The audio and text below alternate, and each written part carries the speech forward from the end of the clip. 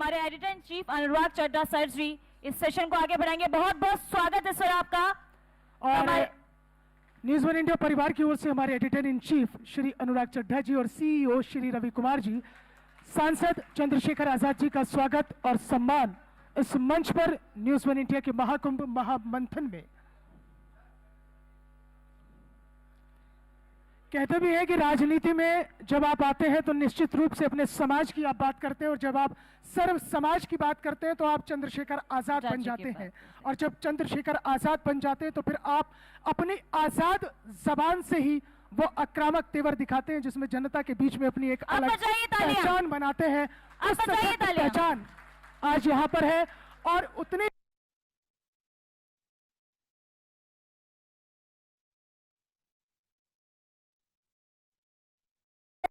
हमारे श्री अनुराग चड्ढा जी एक सशक्त और दमदार आवाज के साथ अब होगा वार्तालाप और उसमें होगी बातचीत, वो अनछुए पहलू बढ़ेंगी। तो चलिए इस प्रोग्राम को आगे बढ़ाएंगे। Over to you sir. News one India के इस सेशन में आपका एक बार फिर से स्वागत है। सबसे पहले मैं चंद्रशेखर भाई का शुक्रिया अदा करना चाहूँगा कि सबसे पहले मैं चंद्रशेखर भाई का शुक्रिया अदा करना चाहूँगा। उन्होंने बहुत कीमती समय में से अपना समय निकाला हमारे लिए। और मुझे याद है कि जब हम इनको इनवाइट कर रहे थे तो उन्होंने कहा था कि यार मुझे इनवाइट मत करो, और जिस होटल में आप इनवाइट कर रहे हो उसके इतने लोग मेरे आएंगे कि उसके शीशे तक टूट सकते हैं। और वाकई जो आपके फॉलोअर्स की संख्या है यहाँ पर दिखाई दे रही है। और आपने कहा था कि अभी तो मैंने बताया नहीं है अपने लोगों को कि मैं यहाँ पर आ रहा हूँ। तो बहुत बहुत शुक्रिया चंद्रशेखर आजाद भाई। धन्यवाद अनुराग भाई, बहुत बहुत धन्यवाद। तो इंटरव्यू की शुरुआत करने से पहले मैं 2 लाइन चंद्रशेखर भाई के बारे में बोलना चाहूँगा। देखिए, वैसे तो राजनीति में बहुत सारे लोग संघर्ष करते हैं, बिल्कुल चंद्रशेखर आजाद जैसे लोग, लेकिन जो राजनीति में मंझे हुए खिलाड़ी होते हैं, बड़ी बड़ी पार्टियां होती हैं, वो ब्रांड बन जाती हैं। और जो नया नया राजनीति में व्यक्ति उभरता है उसे गिराने की, डराने की बहुत कोशिशें होती हैं, क्योंकि ये लोग अच्छी तरह से जानते हैं कि जो व्यक्ति उभर रहा है इसमें दम है, ये कल को आगे जाएगा, उनकी जगह लेगा। इसलिए उनके मनोबल को तोड़ने की कोशिश की जाती है। और चंद्रशेखर जैसे और न जाने कितने लोग हैं जिनको उभरने से पहले ही खत्म कर दिया जाता है, लेकिन चंद्रशेखर उन लोगों में से हैं जिन्होंने संघर्षों का चट्टान की तरह खड़े होकर सामना किया और आज एक बड़ा दरख्त बन चुके हैं। तो एक बार जोर से तालियां चंद्रशेखर जी के लिए। एक बात मैं और कहना चाहूँगा, जब ये सहारनपुर में अपनी एक्टिविटी शुरू कर रहे थे राजनीति की, तो जो उत्तर प्रदेश में जो लोग कहते हैं कि भाई जो दलित राजनीति है उसकी तो सिर्फ मायावती मसीहा है, ऐसे में दलित पॉलिटिक्स का और दूसरा कोई मसीहा नहीं बन पाएगा। लेकिन चंद्रशेखर आज़ाद ने पार्लियामेंट में पहुंचकर उन लोगों के प्रश्नों का जवाब दे दिया है और कहीं ना कहीं बताने की कोशिश की है कि फिलहाल उत्तर प्रदेश में जो भविष्य की दलित पॉलिटिक्स है वो किसके हाथ में जाएगी। और बहुत सारे प्रश्न उन्होंने पार्लियामेंट में जाकर दे दिए हैं और उनके जवाब आज हम चंद्रशेखर आज़ाद से लेने की कोशिश करेंगे। चंद्रशेखर जी, सबसे पहला सवाल मेरा आपसे ये है कि आपने मायावती की पार्टी भी ज्वाइन की थी, काम किया था आपने मायावती जी के साथ, तो बसपा छोड़ने की मुख्य वजह क्या रही? देखिए, मैं गुजारिश करूंगा सभी लोग शांत रहें, आज़ाद भाई का वक्तव्य सुने। वो मान्यवर काशी राम जी द्वारा आंदोलन जी,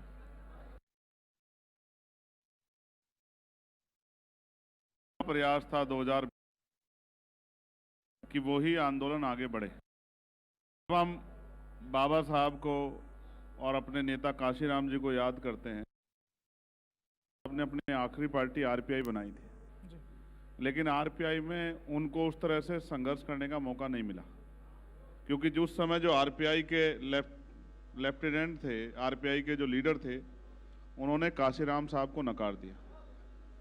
हमने बहुत प्रयास किए, लेकिन अब जो मान्यवर काशीराम साहब के मूवमेंट के हमारे बड़े नेता हैं, उन्होंने कहा कि हम आपके बिना कामयाब हो सकते हैं। तो फिर भीम आर्मी आज़ाद समाज पार्टी के नेताओं ने, हमारे परिवार ने तय किया कि जब हम सड़कों पे लड़ाई लड़ रहे हैं, जब हम जेल जाते हैं, मुसीबतें झेलते हैं, जब हम सर परेशानी का सामना करते हैं और हम समाज के लिए, लोग तनख्वाह पे काम करते हैं, सरकारी प्राइवेट, हम बिना तनख्वाह के काम करते हैं, तो इस काम को हम अपने हाथों में क्यों ना लें? क्योंकि इसके पीछे भी बाबा साहब अम्बेडकर की लाइन थी कि राजनीति में हिस्सेदारी ना करने का सबसे बड़ा दंड ये होगा कि योग्य लोग आपके ऊपर शासन करेंगे। आज प्रदेश और देश को आप देखोगे तो आपको लगेगा कि अगर योग्य लोग शासन कर रहे,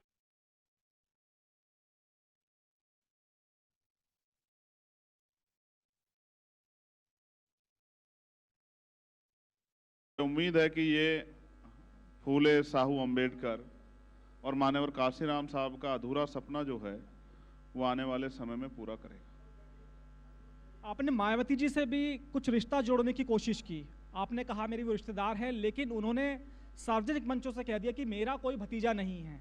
तो क्या मायावती जी को लग गया था कि जो व्यक्ति एक दलित पॉलिटिक्स के रूप में उभर रहा है वो एक दिन दरख्त बन जाएगा, इसलिए उसे दरख्त बनने से पहले ही खत्म कर दो?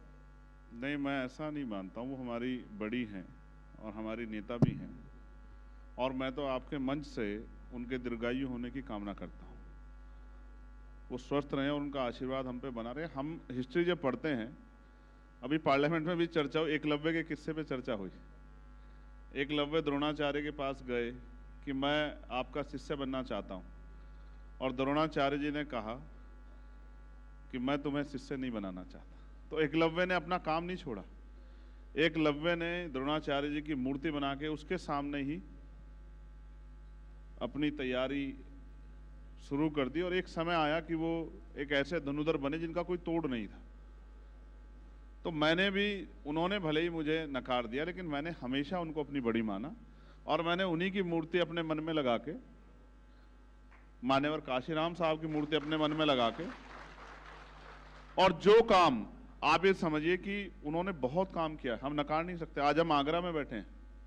एक समय था कि आगरा में जो एक बड़ी आबादी वो जूते के व्यापार से जुड़ी हुई है, और एक समय था कि बिल्कुल टैक्स फ्री करके आगे बढ़ने का अवसर जो है यहाँ के लोगों को दिया गया, जिससे कि यहाँ के लोगों में हिम्मत पैदा हो। तो ऐसा नहीं है, उन्होंने बहुत काम किया, नकार नहीं सकते हम, लेकिन अभी बहुत काम बाकी है। जैसे आप ये समझिए कि समाज में 10% तबका बहुजन समाज में तैयार हो गया, लेकिन अभी 90% समाज हाशिए पे है, और मेरी और मेरे जैसे लाखों लोगों की जिम्मेदारी है कि वो अपना तन मन धन, अपना शरीर और अपना जीवन बलिदान करके अपने महापुरुष सीख लेके इस आंदोलन को कामयाब करें कि ये देश समतामूलक समाज बने, ये देश समता समानता बंधुत्व भाईचारे का देश बने, ये देश सम्राट अशोक और बुद्ध के सपनों का देश बने। वो तभी संभव है जब बहुत सारे लोग ईमानदारी से काम करें, और मैं कोशिश कर रहा हूँ। और मैं धन्यवाद दूंगा आगरा के अपने साथियों का और उत्तर प्रदेश और पूरे देश के साथियों का, जिनकी वजह से मैं हूँ। मैं तो एक छोटा सा सिपाही, जैसे आपके यहाँ भी जो कैमरे का काम कर रहे हैं वो दिखते थोड़ा ही है, लेकिन उनका भी योगदान है। ऐसे बहुत सारा हिस्सा है जिनका योगदान है, लेकिन दिखता वही जो दिखाया जाता। तो मैं तो इस मूवमेंट का एक जर्रा हूँ, सिपाही हूँ। हमारे लीडर्स यहाँ बैठे हैं, उन्हीं की संघर्ष की वजह से आज मैं मेंबर ऑफ पार्लियामेंट भी हूँ। सांसद जी, आपने बात महाभारत की आपने बात की एकलव्य की और गुरु द्रोण की, लेकिन उस वक्त की महाभारत में गुरु द्रोण ने एकलव्य का अंगूठा मांग लिया था।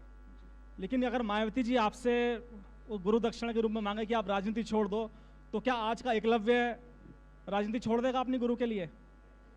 देखो, आज मेरे कंधों पर जिम्मेदारी है, और मैं जहां तक समझता हूं,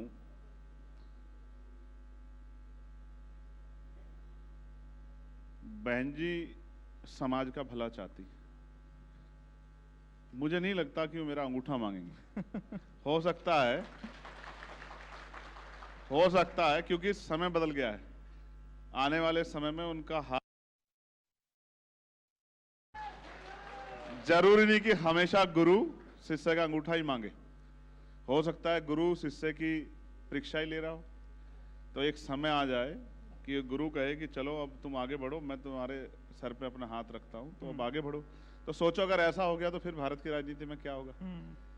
तो फिर आप समझो कि ऐसा होगा। मैं आज चैलेंज करके कह रहा हूं आपसे, और मैं बहुत हल्की बातें नहीं करता हूं, मैं आज चैलेंज करके कह रहा हूं, जिस दिन उन्होंने, मैंने हमेशा प्रयास किया, जिस दिन उन्होंने सिर्फ ये कह दिया कि मेरा खून है, मेरी औलाद है, इसके साथ खड़े हो जाओ, तो इस देश में कमजोर वर्गों की बच्चों की तरफ उनके अधिकारों की तरफ कुछ आंख नहीं उठा के देख पाएगा। मेरी बात को आप याद रखें। लेकिन आजाद भाई आपने बहुत अच्छी बात कही,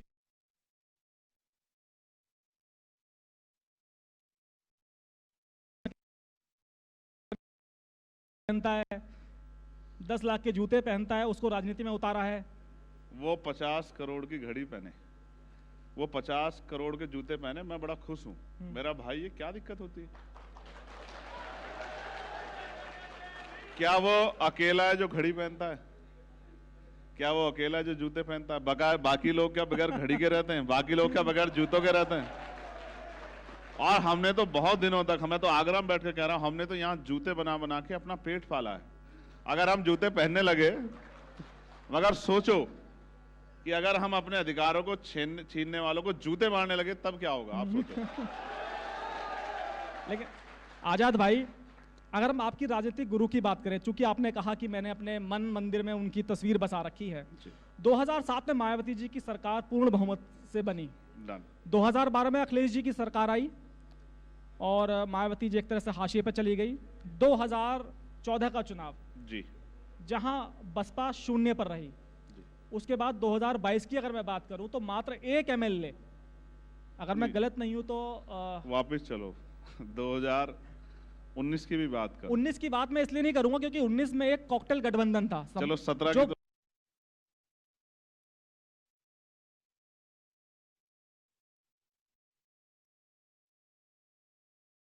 जी की पार्टी का भी था, इसमें भी कोई दो राय नहीं, मैं इससे सहमत हूं। 2014 में 0, 22 में 1। हाँ, क्या ऐसा सोचा था कि आपने आपके राजनीतिक गुरु की ऐसी हालत होगी कभी? हाँ, मैं इस बात को लेकर चिंता में हूं, क्योंकि मेरी बीएसपी से कोई लड़ाई नहीं। देखो, मैं आपको एक चीज और बताता हूं, ये जो आंदोलन है, ये कभी किसी परिवार ने नहीं चलाया। इसको चलाने के लिए इसको समझना जरूरी है और इसके साथ उस तरह से जुड़ना जरूरी है। जैसे ये आंदोलन फूले साहब ने चलाया, वो महाराष्ट्र के थे। फिर ये आंदोलन उनके बाद बाबा साहब ने चलाया, वो मध्य प्रदेश के थे। फिर ये आंदोलन उनके बाद बेहतरीन तरीके से मान्यवर काशीराम साहब ने चलाया, वो पंजाब के थे। ना परिवार का रिश्ता है, ना रिश्तेदारी है, ना प्रदेश का है, ना जिले का है। फिर वो आगे बढ़ाया बेन जी ने, वो उत्तर प्रदेश की थी। तो मैं इसलिए आपसे कह रहा हूं कि दुख तो हुआ, क्योंकि एक जो वृक्ष समाज ने सींच के खड़ा किया था, इतना मजबूत वृक्ष, एक समय था कि मान्यवर काशीराम साहब तय करने लगे थे कि बिहार की कुर्सी पे कौन बैठेगा, कर्नाटक की कुर्सी पे कौन बैठेगा, हरियाणा की कुर्सी पे कौन बैठेगा, पंजाब की कुर्सी पे कौन बैठेगा। तो एक ऐसा कद, पहले रानी का बेटा राजा बनता था। बाबा साहब के सिद्धांत को मान के मान्यवर काशीराम साहब ने कहा कि तमन्ना अगर सच्ची हो तो रास्ते हजार होते हैं, तमन्ना अगर झूठी तो बहाने हजार होते हैं। तो उन्होंने सच्ची में इतना बढ़ाओ कि लोग, कुछ लोग हमारे यहाँ मौसम वैज्ञानिक है, लेकिन वो सरकारें गिराई भी और सरकारें बनाई भी, और उन्होंने जो त्याग किया, राज जैसे पदों को ठोकर मार दी। तो मैं ये समझता हूं कि तकलीफ तो थी, लेकिन क्या तकलीफ होने पे, बीमारी हो जाने पे या जख्म हो जाने पे क्या सिर्फ रोते रहना उपाय है, या उस जख्म का अच्छा इलाज करना उपाय है? मैं तो ये समझता हूं कोई चीज सदैव नहीं रहती, और ये विचार, इसमें व्यक्ति विशेष नहीं है, विचार विशेष है। जो विचार के साथ खड़ा है, समाज उसी के साथ खड़ा हो जाता है। मैंने माँ के पेट से नहीं सीखा, मैंने संघर्ष से सीखा। मैंने 16-16 महीने जेल काटी, मैंने एक बार में 250-250 लाठियां खाई, मेरी रीढ़ की हड्डी में गैप है, मेरे दांत तोड़ दिए गए, मैं चल नहीं पाता सही तरह से, मैं कुछ भी, बहुत सारी चीजें हैं जिनको मैं जिक्र नहीं करना चाहता, लेकिन ये भी एक कड़वा सच है कि मैंने गोली भी खाई है। आपकी गोली की बात से याद है, जगदेव जी का एक नारा है, गोली और जेल को लेकर और राज को लेकर, उधर आप सुनाइए। तो मैंने गोली खाई, और गोली खा के फिर समाज को लगा कि ये आदमी जिसने अपना सब कुछ हमारे लिए निछावर कर दिया, इसकी जान पे बनाइए। अब हमने इसकी बहुत परीक्षा ले ली, अब हमें इसका साथ देना है। जब उन्होंने साथ दिया तो बड़ी बड़ी राष्ट्रीय पार्टी, उनके गठबंधनों को छोड़ के हम लोग मेंबर ऑफ पार्लियामेंट बन गए नगीना से। तो रही बात बाबू जगदेव प्रसाद की, तो उन्होंने कहा कि पहली पीढ़ी गोली खाएगी, दूसरी पीढ़ी जेल जाएगी, और तीसरी पीढ़ी राज करेगी। अब यहाँ तो जेल भी चले गए इसी पीढ़ी में, और गोली भी खा ली। अब ये सोचते हैं कि और संघर्ष करें, और पिछले जो दिनों में दिल्ली में घटा है, उसके बाद तो आप भरोसा करो, जिस दिन से गृह मंत्री जी ने वो बयान दिया है,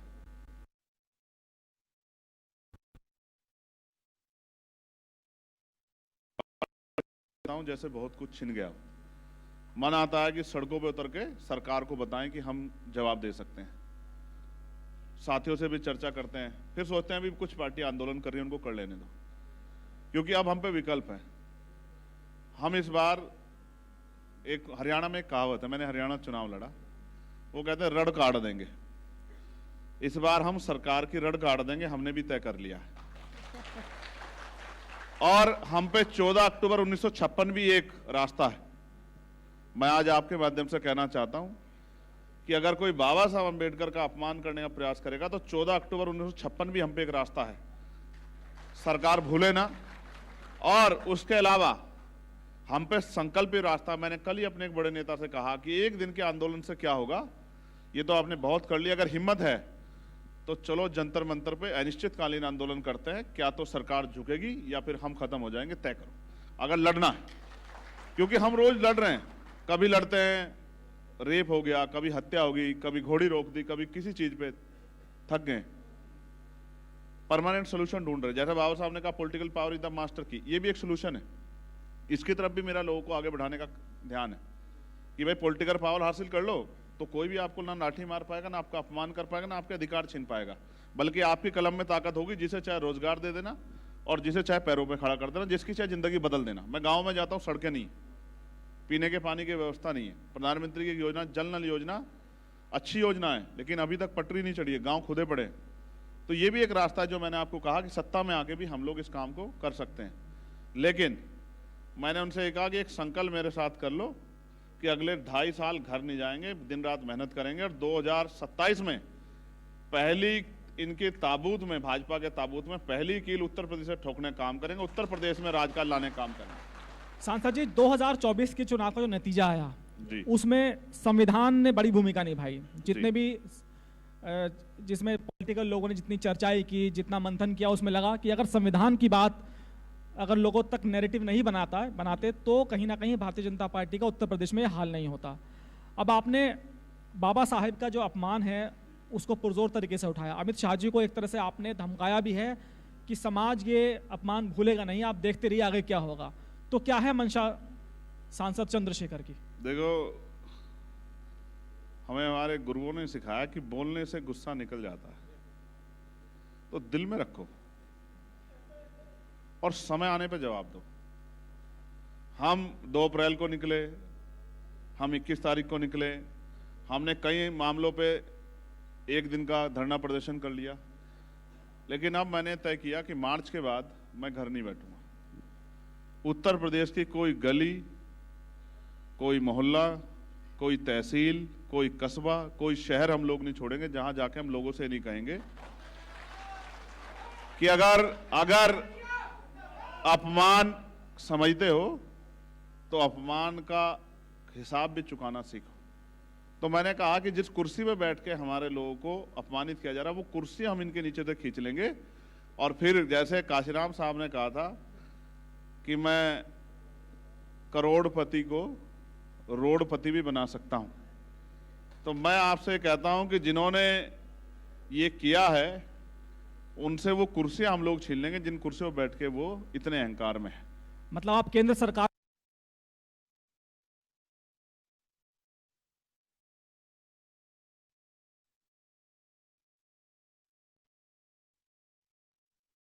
समझो मेरी बात को, मैं भूलने नहीं दूंगा। हमारे लोग भूल जाते हैं, ये भावनात्मक लोग हैं, ये भूल जाते हैं, इनको भूलने नहीं देना है। जिस दिन इन्होंने भूलना बंद कर दिया ना, मैं आपको लिख के देता हूं, इन पे जुल्म होना बंद हो जाएगा।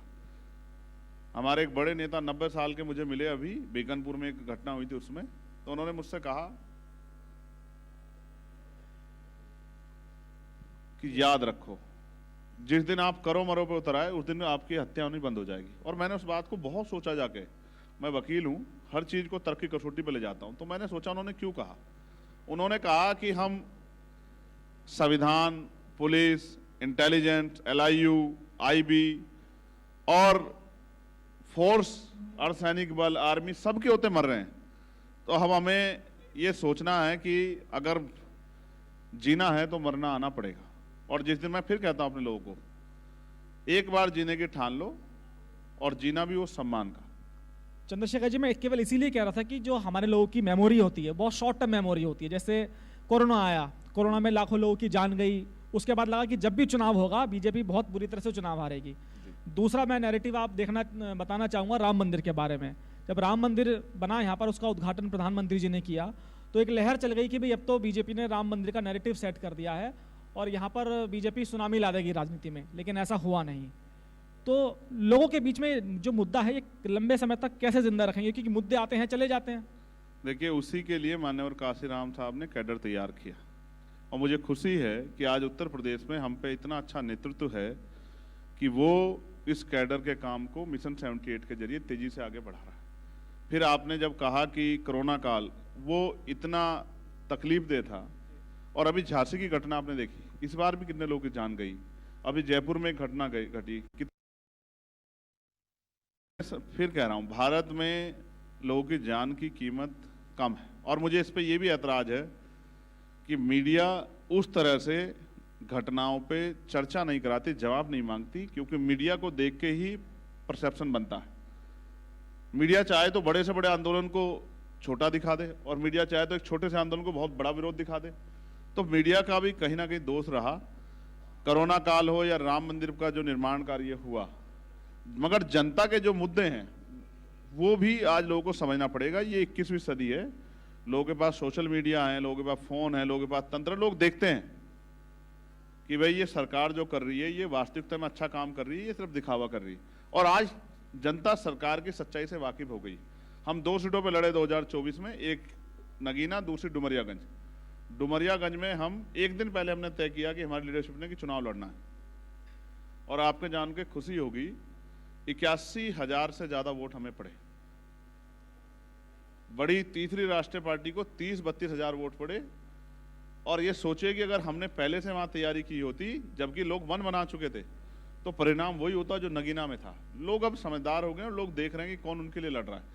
होमगार्ड का मामला हो, पुलिस का मामला हो रिफॉर्म का, या आशा आंगनबाड़ी का मामला हो, चाहे ग्राम चौकीदार का मामला हो, भोजन माता का मामला हो, कोई ऐसा व्यक्ति नहीं जिसकी आवाज हमने पार्लियामेंट में नहीं उठाई। सबके लिए हम लोग पार्लियामेंट में हमने आवाज उठाई, मंत्री जाके मिले, उनसे कहा, आग्रह किया कि साहब आप सरकार में हो तो करो ना। आपके अभी सरकार के मंत्री आए थे, उनसे भी मैं 3 दिन पहले मिला। मैंने उनसे कहा मैं नगीना क्षेत्र से जीत के आया हूं, उनको वहाँ की जनता का मेरे ऊपर कर्ज है। वहाँ महिलाओं को आज भी घर चलाने के लिए भट्टों पे काम करना पड़ता है, कोलू पे काम करना पड़ता है, उनको खेतों में काम करना पड़ता है, उनको दिहाड़ी मजदूरी करनी पड़ती है, 100-120 ईंटें सर पे उठा के ऊपर चढ़ना पड़ता है। आप वहाँ MSME के जरिए रोजगार की व्यवस्था कराओ। उन्होंने हालांकि मुझसे कहा कि आप आओ मेरे साथ बैठो, हम लोग चर्चा करेंगे किस तरह वहाँ की महिलाओं को रोजगार मिले, वहाँ के नौजवानों को रोजगार मिले। इसके लिए मैं जो हमारे मिनिस्टर हैं MOS, उनके पास गया, उनसे मैंने कहा कि वहाँ के नौजवान को रोजगार कैसे मिले। तो इसके लिए मैंने कहा आपकी जो योजना है सरकार की, उसको धरातल पर ले जाने की जरूरत। मैं कोशिश कर रहा हूँ।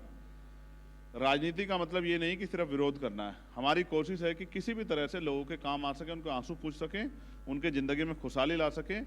और जिस तरह से हमने वन नेशन और वन एजुकेशन की बात हमने पार्लियामेंट में उठाई, 1 नेशन 1 हेल्थ सिस्टम की बात हमने पार्लियामेंट में उठाई, अभी तक शायद नहीं उठा पाया कोई इस तरह से। और जिस दिन ये सिस्टम लागू होगा आप देखना बहुत बड़ा बदलाव जो है देश में होगा। और मैंने प्राइम मिनिस्टर को भी 3 दिन पहले पत्र लिखा कि अगर प्राइम मिनिस्टर वाकई में बाबा साहब अम्बेडकर को मानते हैं, और अब तो विपक्ष भी कह रहा है कि वो भी बाबा साहब अम्बेडकर को मानते हैं, लेकिन हालांकि इनको देखने के लिए इनके कार्यकाल में बाबा साहब अम्बेडकर के विचारों पे क्या काम हुआ, बाबा साहब अम्बेडकर के विचारों को कितना आगे बढ़ाया गया, बाबा साहब अम्बेडकर की सोच पे को कितना मजबूत किया, ये भी आप देख सकते हैं इनके कार्यकाल के आधार पर। ये इसी से पता लग जाएगा कि कौन कितना अम्बेडकरवादी है। लेकिन फिर भी आज तो माहौल अच्छा है पार्लियामेंट में, तो मैंने 10-12 मांगे प्राइम मिनिस्टर को लिखी कि साहब आप देश के प्रधानमंत्री, इनको लागू करा दो तो हम भी मान लें कि आप जो हैं बाबा साहब अम्बेडकर का अनुयायी है। और अगर आप नहीं लागू कराते तो ये भी स्पष्ट हो जाएगा कि आपका बाबा साहब अम्बेडकर के प्रति प्रेम और विपक्ष का बाबा साहब अम्बेडकर के प्रति प्रेम वो इसलिए दिखावा है कि आज कमजोर वर्गों पे बाबा साहब अम्बेडकर के 4-4 बच्चों की कुर्बानियों से वोट का अधिकार है। ये वोट का अधिकार है जो खुद को राजा महाराजा कहते हैं, हमारी गलियों में आते हैं, हमारे पैर पकड़ते हैं, हमें भाई कहते हैं, हमारे बराबर में बैठते हैं, हमारे साथ भोजन करते हैं, हमारा झूठा पानी पीते हैं, और ये कहते हैं कि हम आपके अपने, हमें वोट दे दो। जिस दिन वोट का अधिकार चला गया इन कमजोर वर्गों से, इनकी बस्तियों में पैर रखने नहीं आएगा कोई। और वोट होते हुए, अनुराग भाई, वोट होते हुए इनकी बस्तियों के हाल ऐसे कि आप वहां से कोट पैंट पहन के निकल नहीं सकते, क्योंकि पानी की निकासी नहीं है और इतना इतना पानी भरा हुआ है सड़कों पे और बुरे हाल हैं। बिजली पानी की व्यवस्था नहीं है, कोई पूछने वाला नहीं है। मैं उड़ीसा होके आया, पीने के लिए पानी आज 75 साल बाद अमृतकाल मना रहे हैं, पीने के लिए पानी नहीं है। इसलिए मैंने कहा अमृतकाल नहीं, धमकी काल है ये। धमकी दो, डराओ और सरकार बनाओ। चंद्रशेखर जी, एक सवाल का जवाब मैं आपसे लेना चाहूँगा। जिस तरह से पार्लियामेंट में पहले बाबा साहब का अपमान हुआ, उसके बाद विपक्ष ने वहाँ धरना प्रदर्शन किया, बाबा साहब की जो तस्वीरें थी वो पार्लियामेंट में आ गई। उसके बाद बीजेपी को लगा कि कहीं ना कहीं डैमेज कंट्रोल करना चाहिए। ये जो सांसदों के साथ मार पिटाई का मामला हुआ, आपको लगता है कि इशू को डाइवर्ट करने की वाकई कोशिश है या मामला कुछ और है? देखिए, एक सच को छिपाने के लिए कई झूठ बोलने पड़ते हैं। सच सच होता है।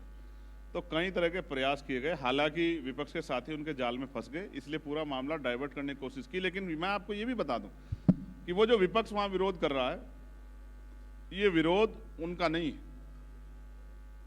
ये विरोध और ये जो अपमान देश में रहने वाले करोड़ों शोषितों, वंचितों, महिलाओं, आपके यहाँ भी बहुत सारी एंकर हैं, बहुत सारी बहनें काम कर रही हैं। आज अगर इस देश में इंदिरा गांधी जी भी प्राइम मिनिस्टर बनी तो ये बाबा साहब अम्बेडकर के संविधान की देन है।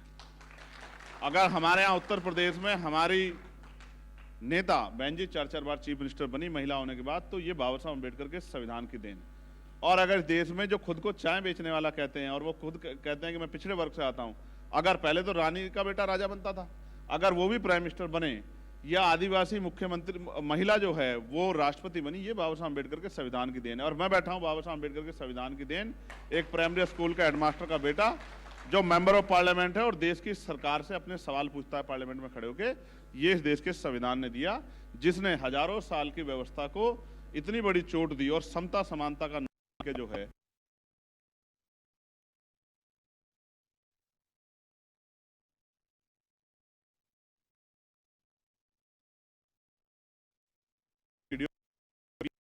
इस पीढ़ी बिना काम करे अच्छे जीवन बिता सकती है। और एक तरफ वो लोग जिनके बच्चे रात को पेट पे हाथ फेर के सो जाते हैं और उनके माँ बाप जो है भोजन की जगह कोई बात उनको सुना देता है कि कल आपका अच्छा दिन आएगा।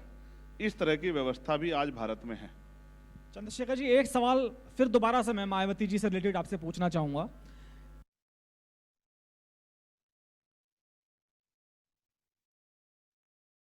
समाजवादी पार्टी हो या कांग्रेस हो, वो कभी दलितों की बात इतनी नहीं करती थी, लेकिन जैसे जैसे मायावती का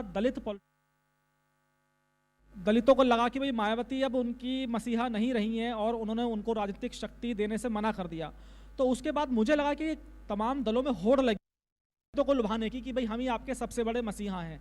2024 में आपने देखा कि समाजवादी पार्टी ने किस तरह से संविधान की किताबें हाथ में ली और कहा कि भाई संविधान खत्म हो जाएगा, दलितों का आरक्षण हम लोग खत्म कर देंगे। तो क्या वाकई आपको लगता है कि जो मायावती के हाथ से जो दलित फिसला है उस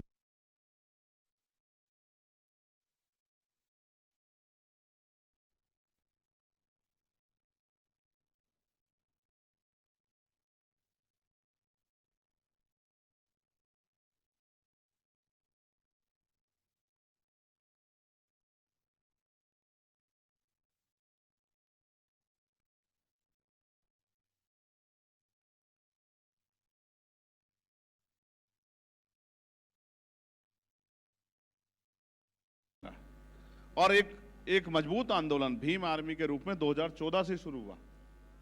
जब हम राजनीतिक रूप से कमजोर हुए तभी हमने अपनी सामाजिक जिम्मेदारी को कंधों पे उठा के सामाजिक आंदोलन को भीम आर्मी के जरिए मजबूत किया। और वो इतना एग्रेसिव आंदोलन था कि भीम आर्मी का नाम सुन के अधिकारी अपने दफ्तरों के कुंडे बंद कर लेते थे कि भीम आर्मी के लोग आ रहे हैं। उस आंदोलन में शक्ति थी, उस आंदोलन में गूंज थी, उस आंदोलन में विचार था, उस आंदोलन में जुनून था। उस आंदोलन की शक्ति से सभी दलों को लगा कि अगर ये आंदोलन तेजी से आगे बढ़ता रहा तो फिर ये समाज इधर से हटके इस लीडरशिप में चला जाएगा। तो उसको कोशिश की जा रही है। लेकिन वो समाज समझदार समाज, वो जानता है कि समय समय पे किसी ने कमी नहीं छोड़ी जख्म देने में, चाहे वो जो आज सत्ता में इनसे पहले सत्ता वाले रहे हो और चाहे उत्तर प्रदेश में जो आज सत्ता में इनसे पहले वाले सत्ता वाले रहे हो। सब ने समय समय पे जब मौका मिला ऐसा इलाज किया कि ये हमारे आंदोलन ने इनको 10 कदम आगे बढ़ाया, उन्होंने इनको 20 कदम पीछे धकेलने का काम किया। और मैं और आपने तो मैं इस मंच के माध्यम से कहना चाहता हूं, जुल्म नहीं हो रहा है। आज मुसलमानों पे, आज जैनों पे, ईसाई, बौद्धों पे, आज पिछड़ों पे जो जुल्म हो रहा है वो भी किससे छिपा हुआ नहीं है। और जुल्म की शकल ये नहीं कि उनकी हत्या कर दी गई, जुल्म की शकल ये है कि उनके कारोबार खत्म किए जा रहे हैं, जुल्म की शकल ये है कि आरक्षण खत्म किया जा रहा है, जुल्म की शकल ये है कि उनकी हिस्सेदारी खत्म की जा रही है, जुल्म की शकल ये है कि उनकी लीडरशिप खत्म की जा रही है, और जुल्म की शकल ये है जो हम संभल में देख रहे हैं कि किस तरह जो है नंगा नाच जो है संभल में किया गया, और किस तरह से जो है जो इनके सियासी नेता थे उनको पकड़ पकड़ के जेल में बंद किया गया। और अजमेर हो या कोई और प्रयास हो, ये सब भी इस बात का उदाहरण है। और मैं आपके मंच के माध्यम से आज कह रहा हूं, मैं चंद्रशेखर आजाद आज आपके मंच के माध्यम से कहता हूं कि आप अंबेडकरवादी जो सबको साथ लेकर चलना चाहता है, लेकिन अगर किसी भी समाज को डराने काम किया जाएगा, चाहे वो हमारे जैन भाई हो, चाहे सिख भाई हो, चाहे बौद्ध भाई हो, चाहे ईसाई भाई हो, और चाहे हमारा बड़ा परिवार मुस्लिम परिवार के लोग हों, हम ईंट से ईंट सरकार की बजा देंगे अगर इनको अपमानित करने का काम किया जाए। यानी कि अब दलित पॉलिटिक्स के अलावा आप सब समाज की पॉलिटिक्स करेंगे। अब हम हर उस व्यक्ति का हाथ पकड़ेंगे जो शोषित है, जो पीड़ित है, जिस पर जुल्म हो रहा है। और जब हम किसी की आवाज़ उठाते हैं तो उसकी जाति नहीं देखते हैं, ये देखते हैं कि उसकी तकलीफ में हम क्या काम, उसकी मदद करके उसकी तकलीफ को कम कर सकते हैं। और मैं फिर कह रहा हूँ, जाति, अब बाबा साहब अम्बेडकर का ने तो किताब लिखी जातिहीन समाज की, तो मैं आज आपके माध्यम से पूछना चाहता हूं कि देश के प्रधानमंत्री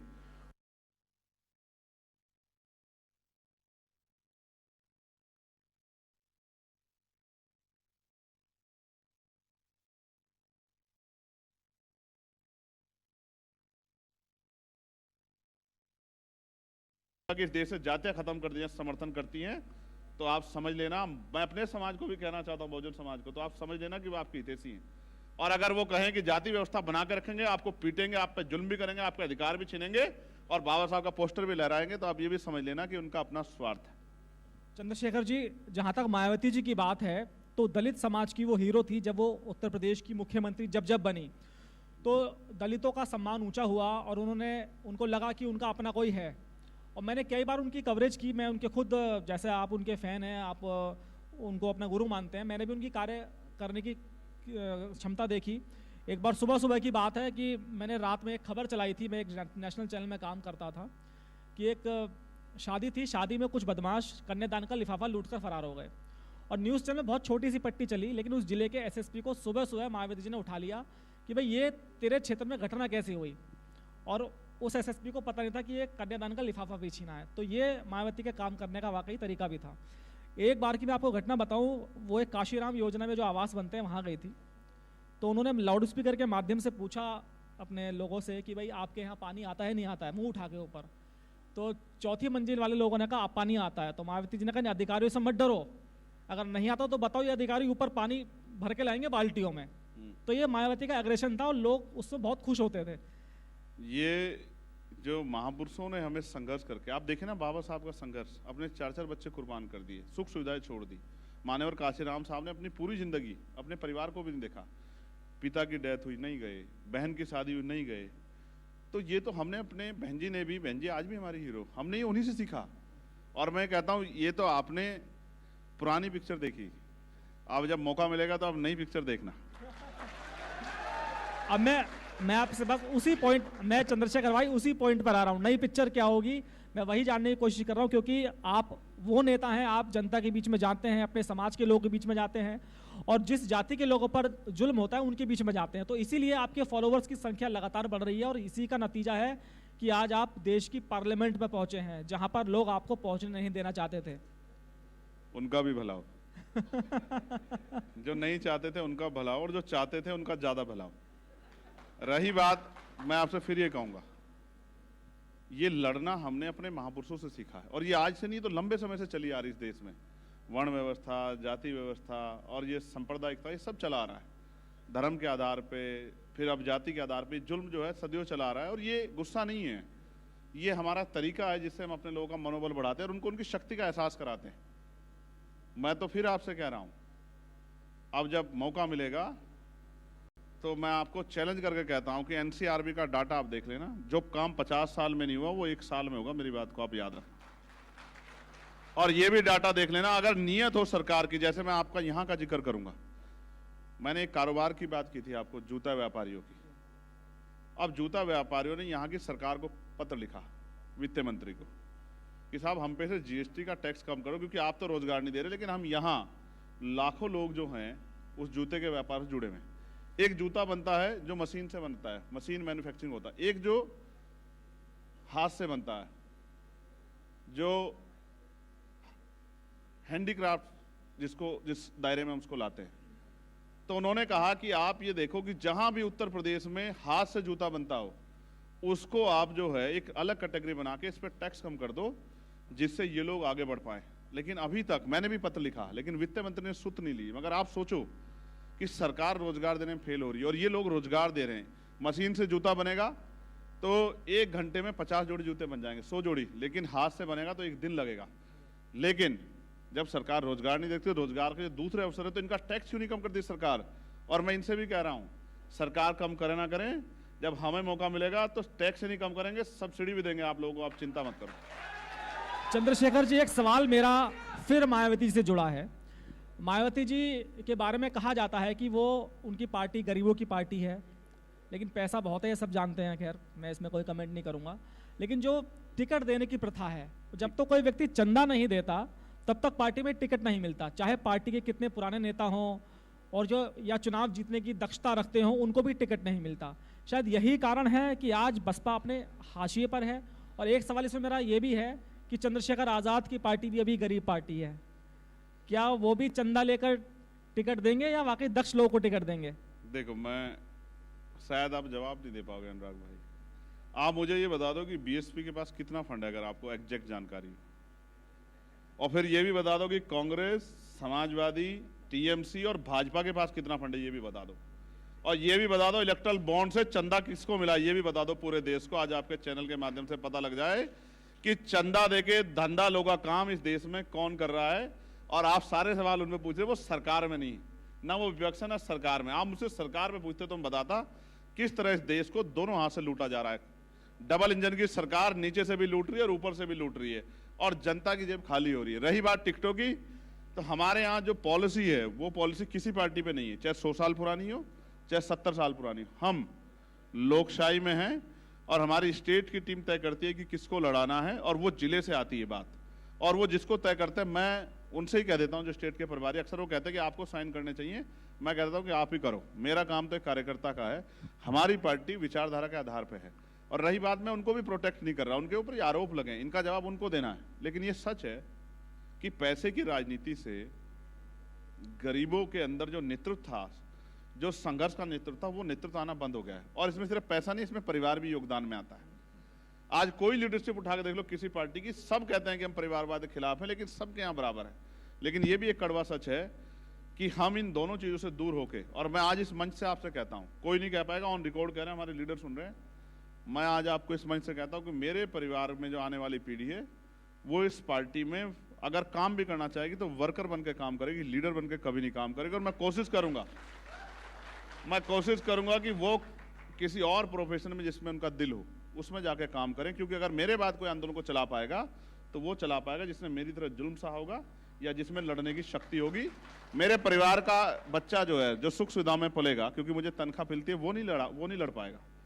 क्योंकि लड़ने के लिए फिर फौलाद का जिगरा चाहिए होता है। गोली खाना कोई आसान काम नहीं, गोली की आवाज से लोग भाग जाते हैं। मैंने बहुत कुछ देखा है जिंदगी में।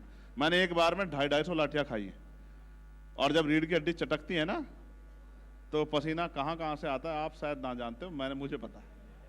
चंद्रशेखर जी, आपने कहा कि आप परिवारवाद के खिलाफ है, और बहुत अच्छा लगा कि आपने खुले मंच से कह दिया कि जब आप राजनीति में और ज्यादा सफल हो जाएंगे तो आपके परिवार से कोई नहीं आएगा, बल्कि वो लोग आएंगे जो आपके संघर्ष के साथी हैं, जिनमें वाकई ऑन रिकॉर्ड कह रहा हूं, ऑन रिकॉर्ड कह रहे हैं, ये बात आपकी अच्छी ये आपके पास रहेगी। हाँ, अब ये होता क्या है ना, कोई कह देता तो बाद में वो एक क्लिप चिपकाते हैं। लेकिन मेरा सवाल यहाँ पर आपसे ये है कि 2027 का चुनाव आप अकेले लड़ेंगे या समझौता करेंगे, किसी से कोई गठबंधन होगा? देखो, जनता से उत्तर प्रदेश के बहुजन समाज से गठबंधन करना है, और बाकी अगर चुनावी अलायंस कोई होगा तो वो स्टेट की लीडरशिप तय कर देगी। जो वो तय कर देगी, हम तो उनके सामान्य कार्यकर्ता वही मानेंगे उनकी बात को। क्योंकि लोकशाही, आप कहते हैं लोकशाही, लोकतंत्र है हमारे यहाँ। अगर उनको लगेगा गठबंधन करना तो करेंगे, और नहीं लगेगा तो नहीं करेंगे, बस लड़ेंगे मजबूती से। लेकिन आपकी विचारधारा परिवारवाद के खिलाफ है, और जो उत्तर प्रदेश में समाजवादी पार्टी हो या कांग्रेस की बात करें, उनमें परिवारवाद है, तो अपनी विचारधारा के साथ समझौता करेंगे आप? मैं आपको फिर बता दूं, पॉलिटिकल अलायंस परमानेंट नहीं होते हैं। इस पे आपको मैं बाबा साहब अम्बेडकर के बहुत सारे कोट दे सकता हूं। उन्होंने कहा अगर 51% सहमति हो तो हम राजनीतिक समझौते कर सकते हैं। वो ये भी नकारते हैं कि रोटी बेटी का रिश्ता करो, वो भी कहते हैं साथ खाना भी ना खाओ, लेकिन अपनी समस्याओं से लड़ने के लिए और जो नुकसान हो रहा है प्रदेश को, देश को, उसको उस नुकसान को रोकने के लिए, प्रदेश की जनता और देश की जनता की खुशहाली के लिए अगर 51% सहमति हो तो मिलजुल के काम कर लेना चाहिए। हम अपनी पार्टी में उनके विचार नहीं ला रहे हैं, उनके विचार उनके साथ है और हमारे विचार उनके साथ है, अपने साथ हैं, और हम अपने विचारों के साथ ही आगे बढ़ेंगे। ये बात भी मैं आपको स्पष्ट करना चाहता हूँ। उत्तर प्रदेश के मुख्यमंत्री योगी आदित्यनाथ का एक नारा था कि बटेंगे तो कटेंगे, बहुत फेमस हो रहा है, सोशल मीडिया पर वायरल हो रहा है। कह रहे हैं कि जी हरियाणा में सरकार इस नारे ने बनवा दी, महाराष्ट्र में सरकार बनवा दी। आप क्या कहना चाहेंगे इस नारे के बारे में? नहीं, मुझे किसी के नारों पे कुछ नहीं कहना, मगर इस नारे से हमारे लोगों को सीख लेनी चाहिए कि बहुजन समाज जब तक 6743 जातियों में बटा रहेगा तभी तक कटता रहेगा, तभी तक लूटता रहेगा, तभी तक पिटता रहेगा। और जिस दिन एकजुट हो गया, बहुजन समाज बन गया, उस दिन ना लूटेगा, ना कटेगा, ना पिटेगा, और आत्मसम्मान का जीवन, स्वाभिमान का जीवन जिएगा, मुख्य धारा में आएगा और वो सुख सुविधा प्राप्त करेगा जो सुख सुविधा इस देश के उद्योगपति और जो ताकतवर लोग हैं वो लोग ले रहे हैं। यानी कि इस नारे का इस्तेमाल आपने अपने पर्सनल फायदे के लिए कर ही लिया? मेरा पर्सनल फायदा तो यही है कि ये मूवमेंट आंदोलन आगे बढ़े। मेरा पर्सनल भी ये है, मेरा परिवार भी ये है, और मेरा सब कुछ यही है कि बहुजन समाज अपने पैरों पे खड़ा हो जाए। संबल के मुद्दे पर आप क्या कहना चाहेंगे? आप भी वहां पर जाना चाहते थे, आपको नहीं जाने दिया गया। संबल में सरकार के सारे पे नंगा नाच हुआ, और संबल में जिस तरह से लोगों को पीटा गया, लोगों पे गोलियां चलाई गई, ये लोकतंत्र की हत्या थी। और अपने अपराध छिपाने के लिए वहां लोगों को जाने से रोका गया। सब सरकार की देखरेख में, कोई छिपावा नहीं है। जब हम ताकत में आएंगे इसकी जांच कराएंगे और जांच दोषी अधिकारियों पे सख्त कार्रवाई करेंगे कि दोबारा कोई ऐसा अधिकारी ऐसे काम ना करे। आपने जेल में जाकर आजम खान से मुलाकात की थी। उस मुलाकात के बाद बहुत सारे लोग अलग अलग राजनीतिक पिक्चर बनाने लगे। उस राजनीतिक पिक्चर का क्या खुलासा आप करेंगे कि फ्यूचर में क्या होने जा रहा है? क्या किसी परेशान व्यक्ति की मदद करना राजनीतिक काम है? नहीं, बिल्कुल काम नहीं है राजनीतिक काम, लेकिन राजनीति में कहा जाता है कि राजनीति में कोई भी काम, कोई भी स्टेप बिना काम के नहीं होता, उद्देश्य होता है। मैं ये बताता हूँ आपको, इस्लाम का एक कोट है कि अगर आप किसी की मदद करते हैं और उसके पीछे आपका स्वार्थ है, उसमें आप कोई मदद चाहते हैं, तो मदद जो है वो जो आप मदद कर रहे हैं वो बेकार साबित हो जाती है, वो मदद नहीं रहती, वो स्वार्थ हो जाता है। तो मैं ये कह रहा हूँ कि हम कोई भी काम करते हैं, आज चुनाव नहीं था, देखिए मैं 21 तारीख में गया, 20 में वोट पड़ गए थे, तो मैं ये भी नहीं कहा कि चुनावी फायदा हो जाए, लेकिन मैं अपने किसी साथी का हाथ नहीं छोड़ता। जिसको मेरी जब जरूरत होती है मैं उसके साथ खड़ा था, और जिसके साथ मैं खड़ा हूँ, और जिसके साथ नहीं हूँ, जिसके साथ उसके साथ हूँ। इस बात से कोई फर्क नहीं पड़ता कि वो जेल में है या घर में है या महल में, से कोई फर्क नहीं पड़ता। सरकारी जो क्षेत्र हैं उनमें दलितों को जो आरक्षण मिला है उस पर भी लगातार बहस चल रही है। ऐसे में आपने एक नया विवाद छेड़ दिया है। प्रधानमंत्री जी को शायद आपने पत्र लिखा है कि जो प्राइवेट क्षेत्र है उसमें भी रिजर्वेशन होना चाहिए। क्या आपको लगता है कि प्राइवेट क्षेत्र इसके लिए तैयार होगा? प्राइवेट क्षेत्र कौन होता तैयार नहीं होना? तो सरकार की ताकत है। जब सरकार लेटरल एंट्री कर सकती है, जब सरकार निजीकरण कर सकती है, तो निजी क्षेत्र कैसे बने आप ये समझिए ना। उनको जैसे एक कंपनी लगती है तो उसको 1000 बीघे जमीन 1 रुपए की लीज पे दी जाती है 100 साल के लिए। वही जमीन अगर किसान को दी जाएगी तो हजारों रुपए लिए जाएंगे, लाखों रुपए लिए जाएंगे। फिर उनका कितना टैक्स छोड़ा जाता है, टैक्स फ्री किया जाता है, फिर उनको तमाम तरह की सुविधा दी जाती है, फिर उनको जो है लोन दिया जाता है। वो सब जनता का पैसा हो। जब जनता का पैसा आप किसी सेक्टर में लगा रहे हो तो जनता के तो सेक्टर हुआ, और जनता के सेक्टर में अगर आप 85% कमजोर वर्गों को मुख्य धारा में लाने काम कर रहे हैं, उनको हिस्सेदार देने काम कर रहे हैं, तो फिर इसमें क्या बुराई है? आप ये बताओ, अभी EWS लागू हुआ, क्या संविधान में इसका प्रोविजन है? संविधान में आरक्षण का जो आधार है वो सामाजिक पिछड़ापन और शैक्षिक पिछड़ापन और हिस्सेदारी, ये उसका आधार है। लेकिन आपने तो आर्थिक आधार पर कर दिया। तो मैं आपसे इसलिए कह रहा हूं कि अगर आप ये बात कहते हो तो मैं ये मान लेता हूं कि जो EWS है उसके जरिए अयोग्य लोग कुर्सियों पर बैठ रहे हैं। अगर आप इस बात से सहमत हैं तो मैं कहूंगा कि प्राइवेट सेक्टर को तैयार नहीं होना चाहिए, और अगर EWS के जरिए योग्य व्यक्ति जा रहे हैं, जो काबिल हैं वो जा रहे हैं, तो फिर निजी क्षेत्रों में भी आरक्षण, और मैं कहता हूं जब हम पे मौका मिलेगा हम इसको लागू कराएंगे। हम नहीं जानते कोई क्या सोचता है, हम इसको लागू कराएंगे, हमें नहीं फर्क पड़ता। चंद्रशेखर जी, आपकी पार्टी ने हरियाणा में भी चुनाव लड़ा था जी। पहले आपको कहा जाता कि आप लोग मायावती के वोट काट रहे हैं, लेकिन जो हरियाणा के कुछ सीटों को मैंने देखा वहां पर लगा कि बसपा ने अगर आपका वोट ना काटा होता तो आपके प्रत्याशी चुनाव जीत जाते। बसपा भी हमारा ही परिवार है, छोड़िए। और ठीक है, जो लोग उधर थे वो भी इधर आ जाएंगे कुछ देर बाद, सब ठीक हो जाएगा फिर। देखिए, आप मेरी बात को जानिए, इस समाज, जिस समाज को आप बार बार कह रहे हैं ना, जिक्र कर रहे हैं जिसका, मैं टारगेट कर रहा नहीं कहूंगा, ये समाज बड़ा स्वाभिमानी समाज है। अगर मैं इनको एक कॉल दे दूं ना, आज कह रहा हूं आपसे बैठ के कि कल सड़कों पे आना है, तो सरकारें घुटने पर आ जाएंगी। मेरी बात को आप याद रखना, मैंने इनको रोक रखा है, ये बहाव है। इनको एक बार 2 अप्रैल को मैंने कहा था कि जाओ जाके दिखाओ शक्ति अपनी, तो 3 दिन में सरकार घुटनों पे आ गई थी और पूरी कैबिनेट ने जो है SC/ST एक्ट पे जो है दोबारा से उसको ताकतवर बनाया था।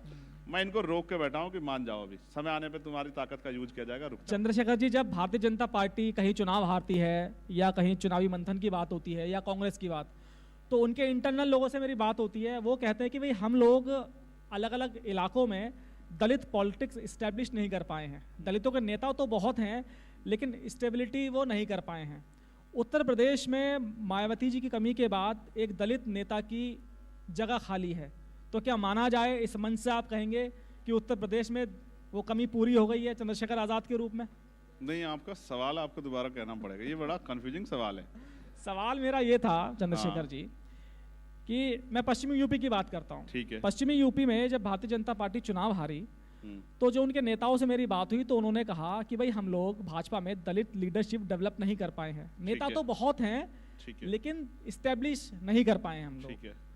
उसके बाद मायावती जी की पार्टी की मैं बात करूं तो मायावती जी जब से कमजोर हुई हैं पॉलिटिक्स में, तो एक दलित नेता की जगह खाली है। तो क्या माना जाए कि चंद्रशेखर आजाद ने वो कमी पूरी कर ली है? अब उत्तर प्रदेश, मेरे माथे पे लिख दो कि मैं दलित नेता हूं, क्योंकि जब तक आप मेरे माथे पे दलित नेता नहीं लिखोगे तब तक मुझे लगता है कि मीडिया के लोगों को सुकून नहीं पड़ेगा। मुझे बताओ कि मैं कमजोरों का नेता, बहुजनों का नेता कैसे बन सकता हूं? मैं वही काम करने लगूंगा, ये बता दो पहले आप मुझे। ये बताओ कि मैं दलित समाज में पैदा हूं, इसीलिए आप मुझे दलित नेता बार बार कह रहे हैं कि आप मुझे सिर्फ ये बताओ। फिर आप योगी जी कहो कि वो ठाकुर नेता हैं, फिर आप मोदी जी को कहो कि वो अपनी जाति के नेता, फिर अमित शाह जी को अपनी जाति के नेता, फिर राहुल गांधी जी को अपनी जाति के नेता। क्यों इस काम को करना चाहते हैं आप नहीं लोग? चंद्रशेखर जी, मैं कोई टारगेट नहीं कर रहा हूं। दरअसल राजनीति बिना जाति की नहीं होती, ये आप भी जानते हैं। राजनीति में मैं तो जातिविहीन समाज की बात कर रहा हूं। जाति का शब्द ही नहीं है, और वाकई ऐसा होना चाहिए, जाति विहीन समाज होना चाहिए। चलिए चंद्रशेखर जी, इस सेशन के अंत में मैं आपसे कुंभ के बारे में कुछ सवाल पूछना चाहूंगा। किसके बारे में? कुंभ के बारे में, जो कुंभ महामंथन हो रहा है हमारा। तो कुंभ को लेकर आपको क्या लगता है कि एक सोशल कॉज है बड़ा, क्योंकि वहां पर ना हिंदू, ना कोई दलित है, ना कोई बड़ा है? नहीं, ये बताओ, सोशल कॉज है तो वहां से बहुत सारे लोगों की एंट्री बैन क्यों कर दी आपने? अगर सोशल कॉज, अगर वो सोशल कॉज है तो आपने ये जो सरकारी पैसा आप वहां लगा रहे हैं, आपने इतने लोगों की एंट्री क्यों बंद की है? फिर सबकी एंट्री होनी चाहिए कि वहां व्यापार कौन करेगा, वहां दुकान कौन लगाएगा, आपने बंद किया है ना। तो ये सोशल कॉज नहीं है, ये सरकारी कॉज है। और मेरा बस चलता, मैं ये सारा पैसा शेड्यूल कास्ट, बैकवर्ड के बच्चों की फीस में, उनके स्कॉलरशिप में लगा देता कि उनके बच्चे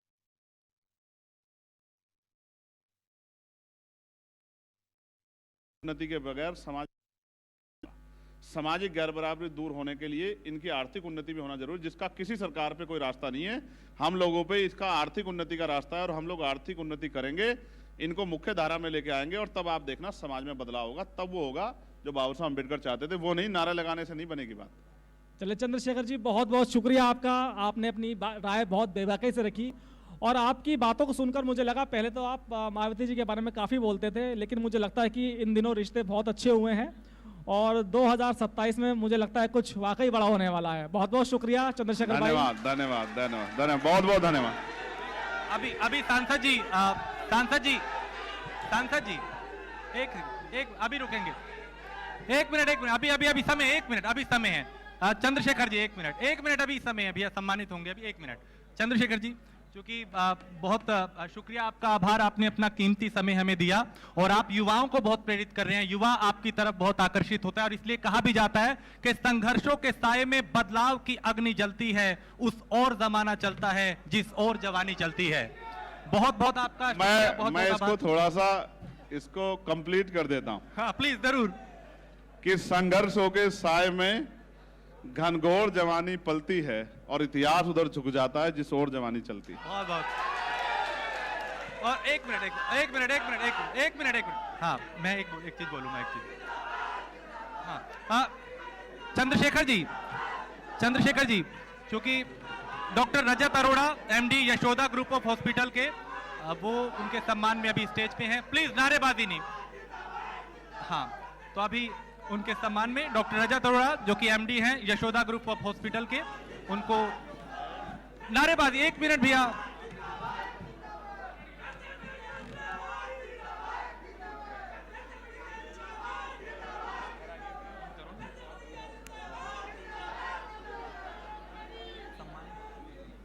चलिए, तो लगातार ये सम्मानित करने का सिलसिला भी जारी है और बहुत बहुत शुक्रिया चंद्रशेखर आजाद ख्याल वाले चंद्रशेखर आजाद। चलिए